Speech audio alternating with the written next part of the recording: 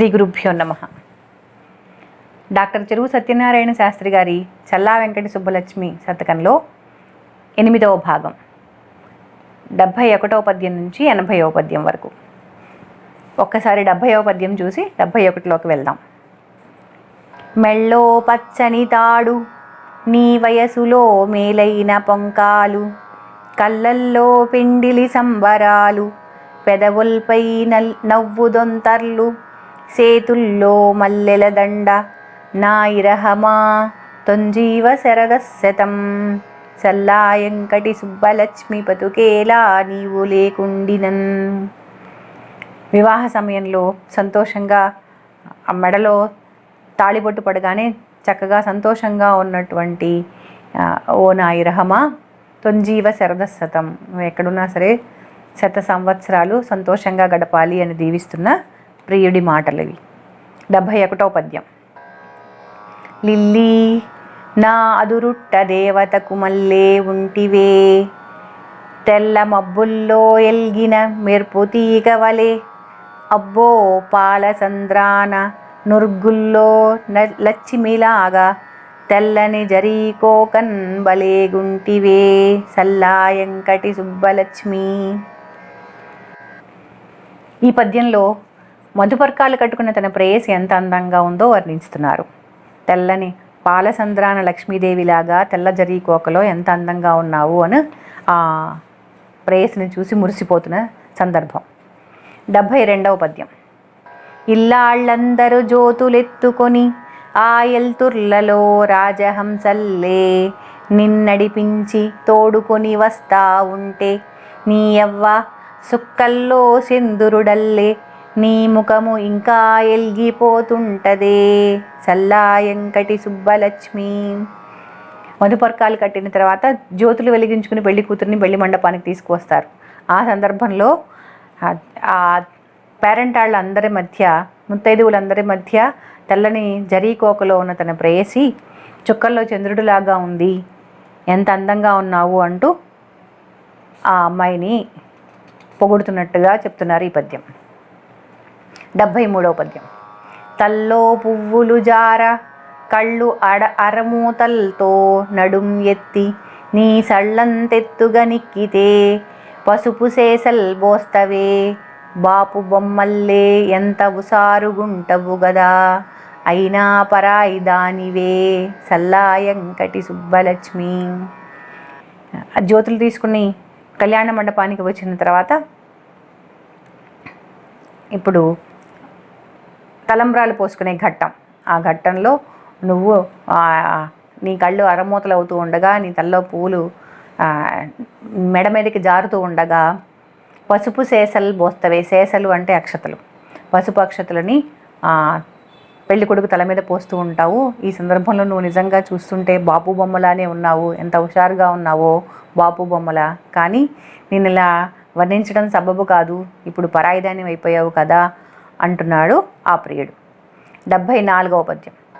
మళ్ళీ మొగ్గలులా ముఖం పైన సెమ్మట్లల్లే సిర్నవ్వు పిందల్లా, నా కనులందదే పనిగా కార్తా ఉన్న కన్నీటి దారాల్లా, నీ తలమీంచి జారిన తలంబ్రాల్ నిన్ను ముంచేస్తవే, చల్లాయంకటి సుబ్బలక్ష్మి.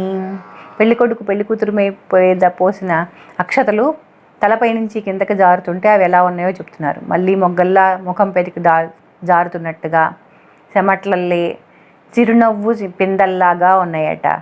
అలాగే నా కన్నులలోంచి అదే పనిగా జారుతున్న కన్నీళ్లలాగా నీ తల మీద నుంచి అక్షతలు జారుతున్నాయి అంటున్నారు ఈ పద్యంలో.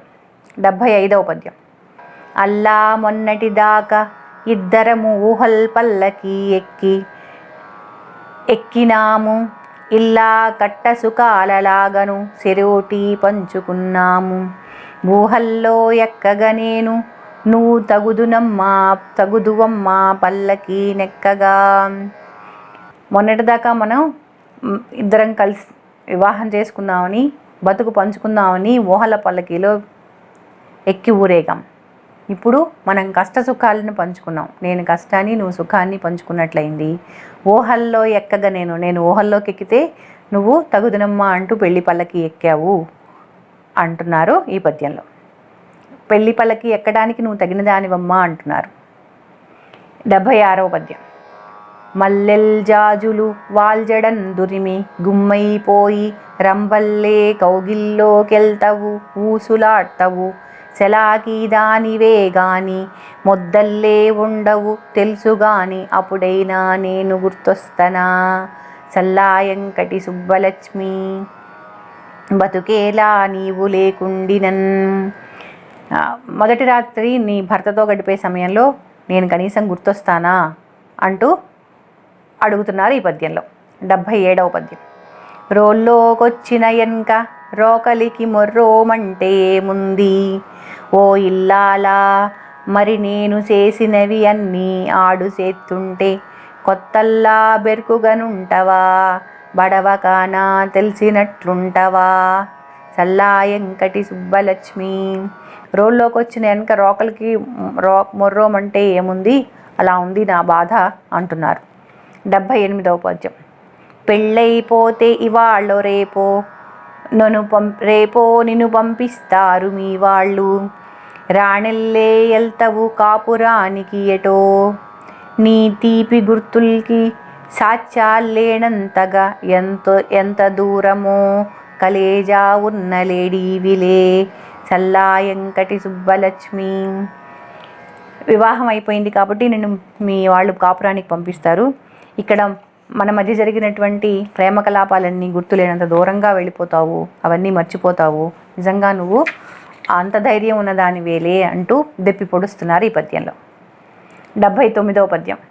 మళ్ళీ వస్తవో రావో వస్తవైనా మాత్రం నన్ను చూస్తావా మళ్ళా ఎక్కడనుంటే ఏమి నువ్వు నన్ను చూస్తావా మళ్ళా ఎక్కడనుంటే ఏమి నువ్వు సేమంగుండవే నువ్వు గుండెల్లో నుంచి వదిలిన గాలిది దీన్నే పీల్చి జీవిస్తనే సల్లాయంకటి సుబ్బలక్ష్మి బతుకేలా నీవు లేకుండినన్. వివాహం అయిపోయింది, సంతోషంగా నీ భర్తతో కాపురానికి వెళ్ళిపోతున్నావు. మళ్ళీ వస్తావో రావో వచ్చినా మాత్రం నన్ను చూస్తావా? అయినా సరే నువ్వు ఎక్కడున్నా సంతోషంగా ఉండటమే నాకు కావాలి. మనిద్దరం కలిసి తిరిగిన ప్రదేశం ఇది కాబట్టి నువ్వు గుండెల్లోంచి వదిలిన ఈ గాలి ఇక్కడే ఉంది, దాన్ని పీలుస్తూ నేను ఇక్కడే జీవిస్తాను అంటున్నారు. నువ్వు గుండెల్లో నుంచి వదిలిన గాలి ఇది, దాన్నే పీల్చి జీవిస్తనే అనటంలో ఆ ప్రియుడి ప్రేమ పరాకాష్ట మనకు అర్థమవుతోంది. 80వ పద్యం. తెల్లార్లు పొదుగూకులు దిగులతో తీసుకోక దాక్కోక బండల్లే గడ్పుతా దుఃఖమంటే అది ఎట్లాగో తెలుస్తాన్కే బొందిల్లో పేనము నిలిపినాడు గదా ఆ దేముండు ఏం చేస్తనే. 24 గంటలు నీ ధ్యానంలోనే గడుపుతూ నిన్నే గుర్తు తెచ్చుకుంటూ ఆ బండల్లే అలా బతికేస్తాను.